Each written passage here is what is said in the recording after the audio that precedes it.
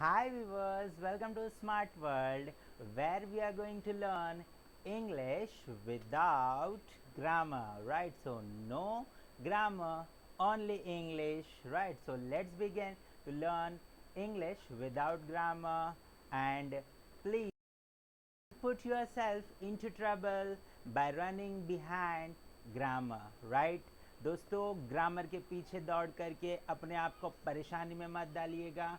हम अपनी मातृभाषा जैसे बोलते हैं इंग्लिश को भी हम उतनी ही सरलता से बोल सकते हैं।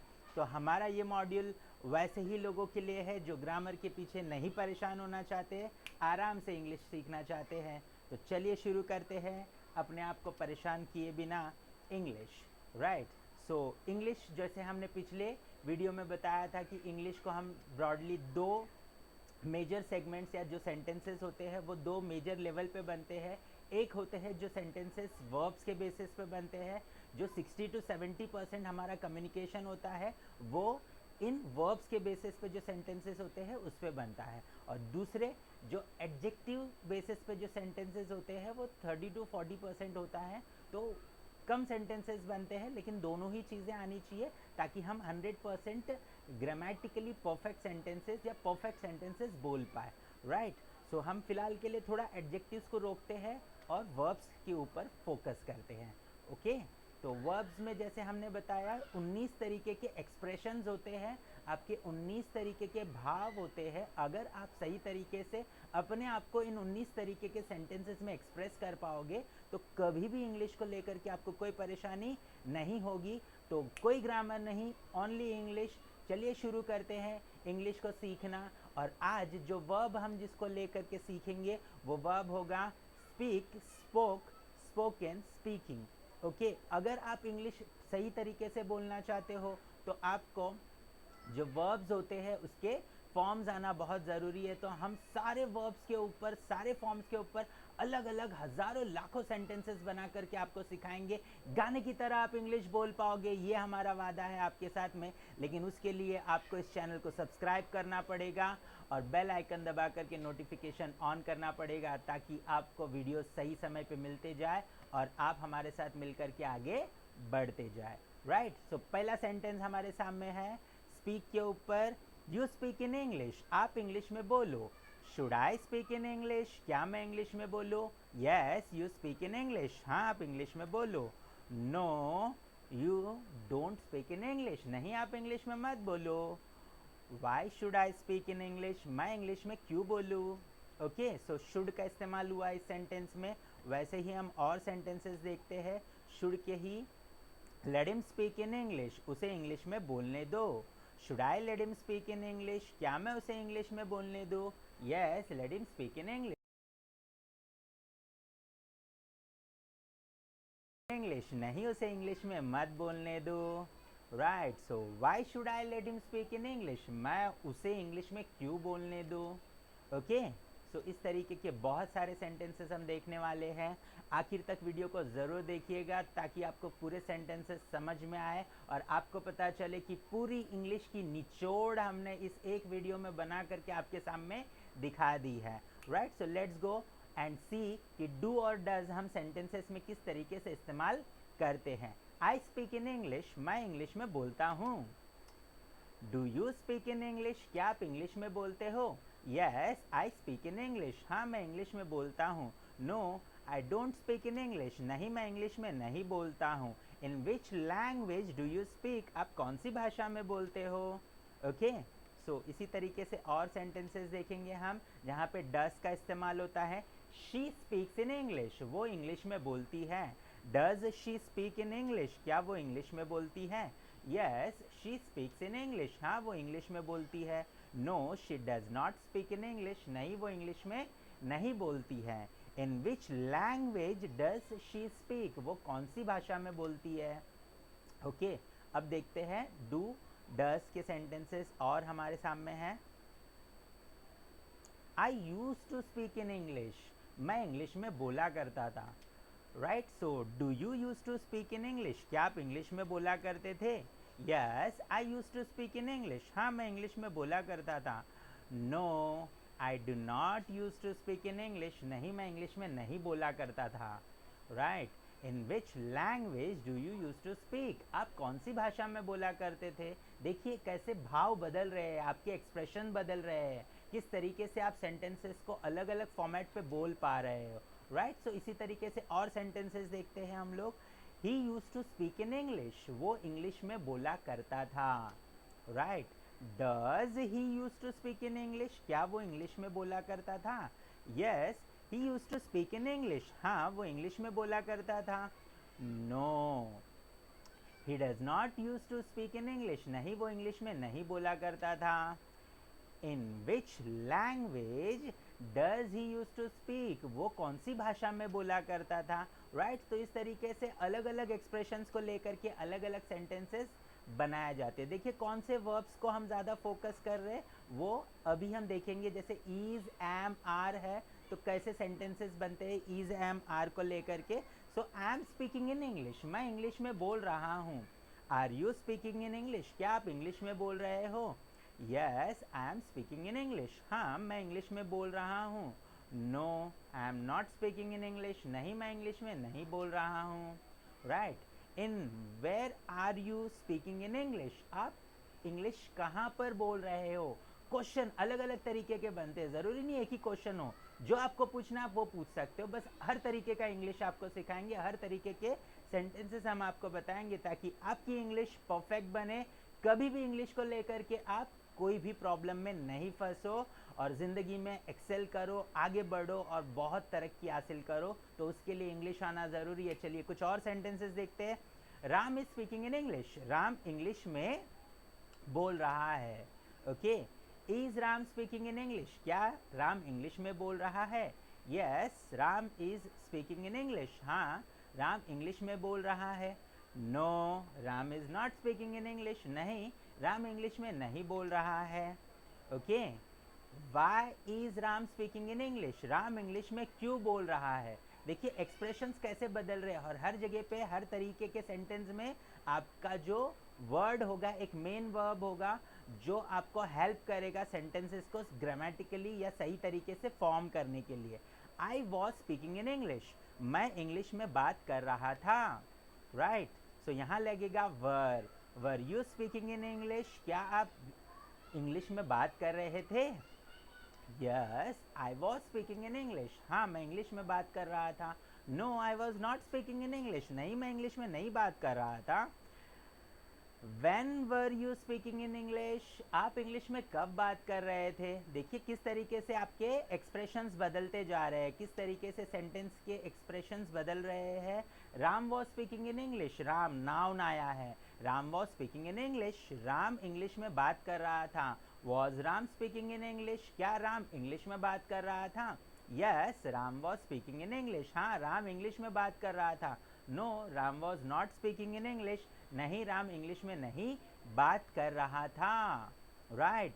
सो Ram with whom was Ram speaking in English, Ram कौन किससे इंग्लिश में बात कर रहा था, राम किससे इंग्लिश में बात कर रहा था। हुम मतलब किससे, ओके। तो इस तरीके के अलग अलग सेंटेंसेस, हर सेंटेंस में कुछ नया कुछ अनोखा आपको सीखने ज़रूर मिलेगा। तो देखते हैं डिड के साथ कैसे सेंटेंसेस हम बना सकते हैं। I speak in English, right. So I spoke in English, मैंने इंग्लिश में बोला था, राइट। डिड आएगा यहाँ पर, did you speak in English, क्या आपने इंग्लिश में बोला था। Yes I spoke in English, हाँ मैंने इंग्लिश में बोला था। No I did not speak in English, नहीं मैंने इंग्लिश में नहीं बोला था। देखिए वर्ब्स के फॉर्म हर सेंटेंस में बदल रहे हैं यहाँ पर, right.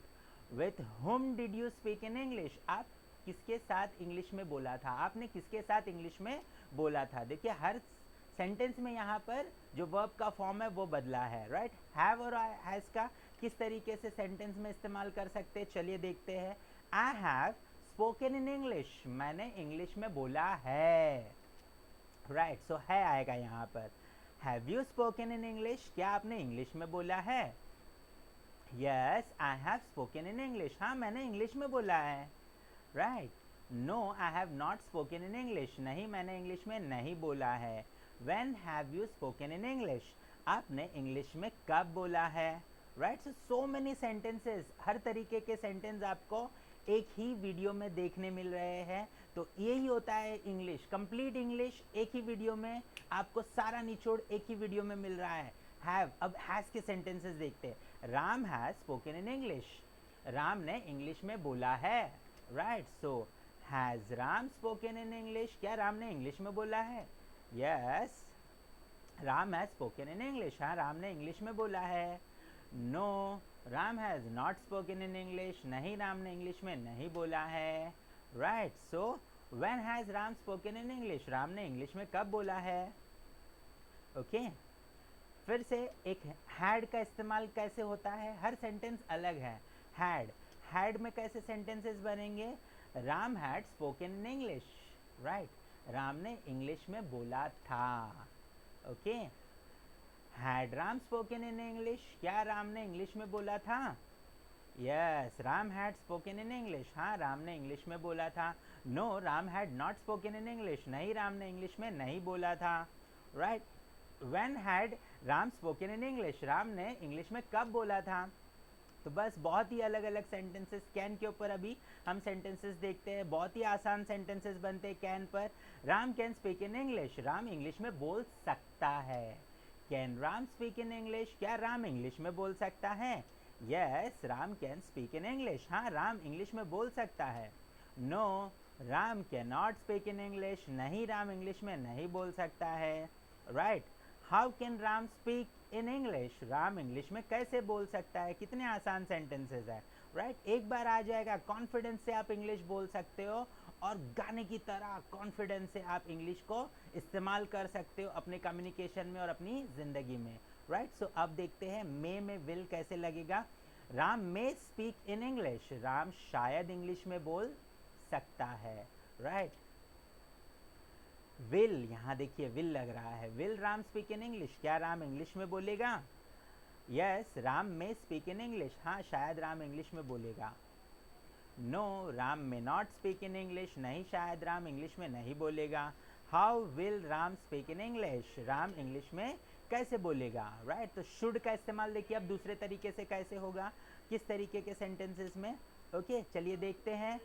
Ram should speak in English, Ram को इंग्लिश में बोलना चाहिए, राइट, बोलना चाहिए, कंपल्शन है। Should Ram speak in English, क्या राम को इंग्लिश में बोलना चाहिए? Yes, Ram should speak in English, हाँ राम को इंग्लिश में बोलना चाहिए। No, Ram should not speak in English, नहीं राम को इंग्लिश नहीं बोलना चाहिए या इंग्लिश में नहीं बोलना चाहिए। Why should Ram speak in English, Ram को इंग्लिश में क्यों बोलना चाहिए, राइट। वॉन्ट, वॉन्ट में डू और डज कैसे लगेगा, चलिए देखते हैं इन सेंटेंसेस को और समझते हैं कि डू और डज वॉन्ट के साथ हम कैसे इस्तेमाल कर सकते हैं। I want to speak in English, मैं इंग्लिश में बोलना चाहता हूँ। Do you want to speak in English, क्या आप इंग्लिश में बोलना चाहते हो? Yes, I want to speak in English, हाँ मैं इंग्लिश में बोलना चाहता हूँ।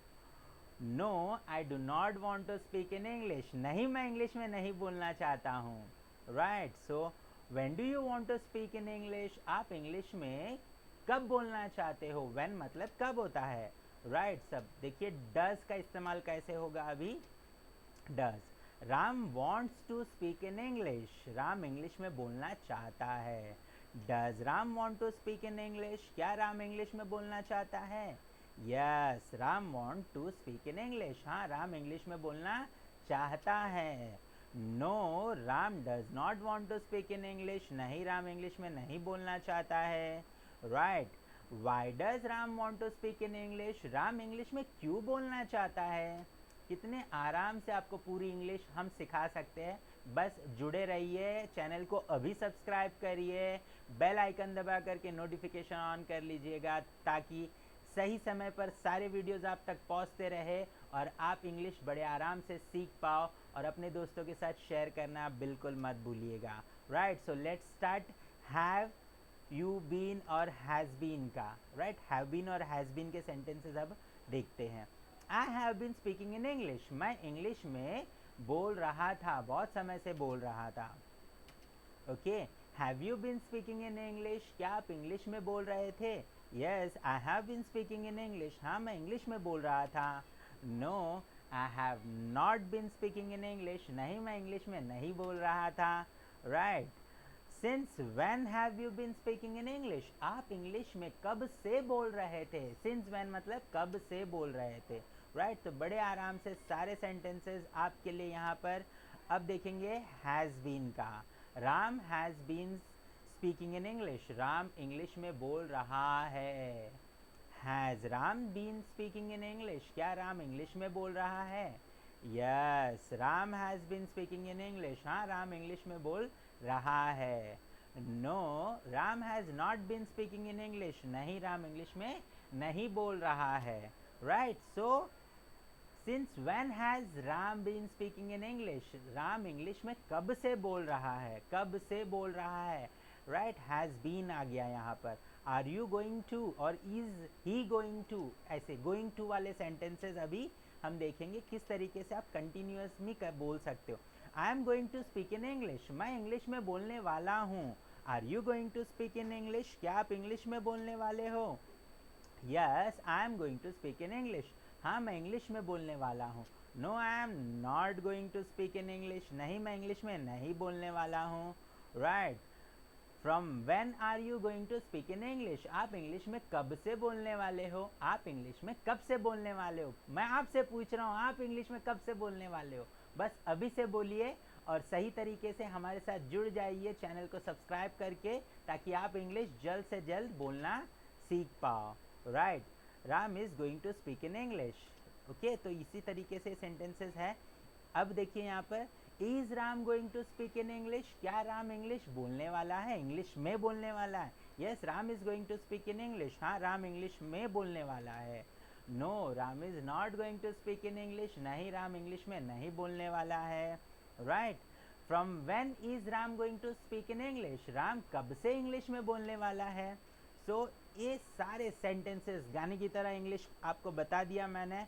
आई होप कि आपको समझ में आ गया होगा कि किस तरीके से आप इंग्लिश सीख सकते हो।